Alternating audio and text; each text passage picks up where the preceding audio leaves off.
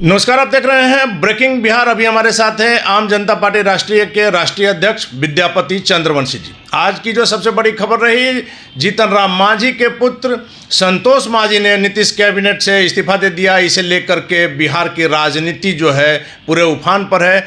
हम जानेंगे चंद्रवंशी जी से कि जीतन राम मांझी के बेटे का इस्तीफा का आगामी बिहार की राजनीति पर क्या असर होगा। सर देखिए, बिहार की राजनीति में दलित महादलित का तो अपना एक स्थान निश्चित है, और अगर हम इसकी बात करें तो मुझे ख्याल है कि माननीय मुख्यमंत्री जी दलित और महादलित दलित को दो भाग में बांटने का काम किया था, और ये बिहार में दलित की राजनीति में उन्होंने बहुत बड़ा सेंध लगाया था और दलितों को अपने साथ लेने का प्रयास किया था।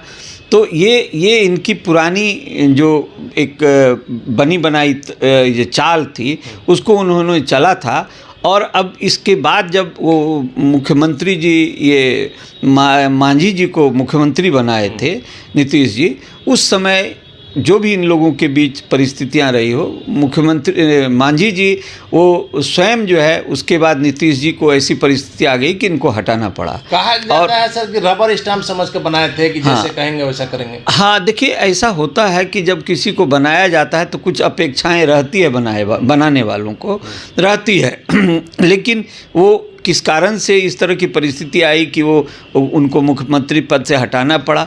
और अब सवाल आज ये परिस्थिति है कि जो बातें उभर के सामने आ रही है उसमें कि जीतन राम मांझी जी तो पुराने राजनीतिज्ञ हैं और उस सभी बातों को, और सभी दोनों गठबंधन में वो रहे हुए हैं।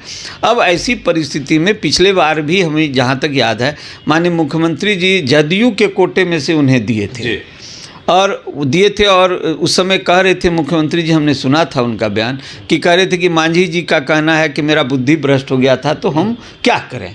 तो ऐसी परिस्थिति में जो है इन्हें जो है सो अपने साथ लेके फिर चलने का उन्होंने निर्णय लिया। आखिर ऐसी क्या खटास आ गई कि अभी जो है उनको इस्तीफा देना पड़ा। ये कहीं न कहीं सीट की जहाँ तक पॉलिटिक्स है वो प्रेशर पॉलिटिक्स का सवाल है, और बिहार में अभी आगामी चुनाव 24 और 25 का चुनाव है। तो चूंकि राजनीतिक दल बनाए हैं तो उनको तो चाहिए, सीट तो चाहिए। बिना सीट का तो राजनीतिक दल का कोई मतलब नहीं है। और सीट जब भी चाहिए तो दो मुख्य धारा है, एनडीए और यूपीए, उसी में से किसी में एक चाहिए। अब सवाल है कि ये घटनाएं तो पहले भी कई बार हो चुकी इस तरह की। कई दल के लोग जो है पार्टी छोड़ के गए, फिर पार्टी में आए, फिर मांगे 5 सीट, फिर नहीं मिला, फिर उसी में गए। ये सब चीज़ तो ये सब चलता रहता है।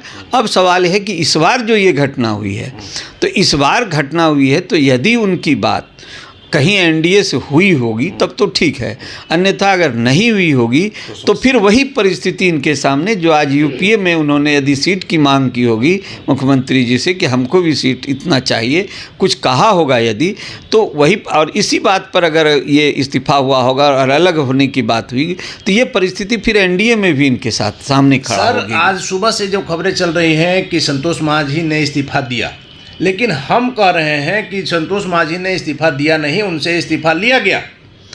नहीं, देखिए, अब इस्तीफा दिया या इस्तीफा लिया, दोनों में लिया गया, तो सवाल ये है कि अब किसी इस्तीफा लेने का भी एक तरीका होता है कि परिस्थिति से में इतना मजबूर कर दिया जाता है कि लोग इस्तीफा देने के लिए। मुख्यमंत्री जी का सीधा कहना था सर कि पार्टी का विलय कीजिए, नहीं तो बाहर निकलिए। नहीं, ठीक है, उन्होंने क्या कहा अंदर की बात है। मेरा ये कहना है कि इस्तीफा ये बता रहा है कि कहीं न कहीं खटास बहुत ज़्यादा, महागठबंधन में खटास बहुत, हाँ, बहुत ज़्यादा जो है खटास रहा है। और मेरा ये भी कहना है कि महागठबंधन में भी जो 7 दल है, 40 सीट है, 7 दल है, उसमें तो अभी खरमंडल चल रहा है कि नीतीश जी कितना लेंगे, तेजस्वी जी कितना लेंगे, कांग्रेस कितना लेगा, ये घिंचा। और उस बीच में मांझी जी अपना मुद्दा रख रहे हैं कि हमको इतना सीट चाहिए। तो कोई भी इरिटेशन भी है कहीं न कहीं कि भाई हम लोग तो खुद जूझ रहे हैं इस बात से, और उस पर से ये इतना सीट मांग रहे हैं। यही सब बातें जहाँ तक समझ में आती है। अब देखिए, इसमें कहना मेरा सिर्फ यही है कि यदि उनका एनडीए में अगर कहीं कुछ तय हो गया होगा तब तो ठीक है, अन्यथा ये परेशानी उन्हें एनडीए में भी आएगी। सर, मुख्यमंत्री नीतीश कुमार जी को लेकर के भी खबरें आ रही हैं कि फिर से वो पलटी मार सकते हैं, क्योंकि जिस प्रकार से कांग्रेस कर्नाटक में मजबूत हुई है, अभी कुछ राज्यों में जो चुनाव है उसके रिजल्ट के बाद कांग्रेस बात करेगी। वैसे में विपक्षी एकता आप कहाँ देख रहे हैं सर? नहीं, देखिए, विपक्षी एकता की बात तो अभी अब 23 को मीटिंग होने की बात है, देख लीजिए। और आपने एक सवाल रखा कि फिर पलटी मारने की, वो तो हम नहीं कह सकते हैं भाई, वो कब क्या करेंगे, ये तो सभी लोग इस बात को मान लिए हैं कि कब क्या करेंगे ये कहा नहीं जा सकता लेकिन सर एनडीए कह रहा है कि जिंदा मेढक को तौलने के बराबर है विपक्षी। देखिए, एनडीए अपने हिसाब से जो भी कह रहा हो, लेकिन प्रयास अगर ये कर रहे हैं, और प्रयास इसलिए भी कर रहे हैं कि उनकी अवस्था भी अब ऐसी आ गई है कि प्रयास करना भी उनके लिए अब मजबूरी है, क्योंकि बिहार की राजनीति कहीं न कहीं अब उन्हें दूसरे के हाथ में देना ही पड़ेगा।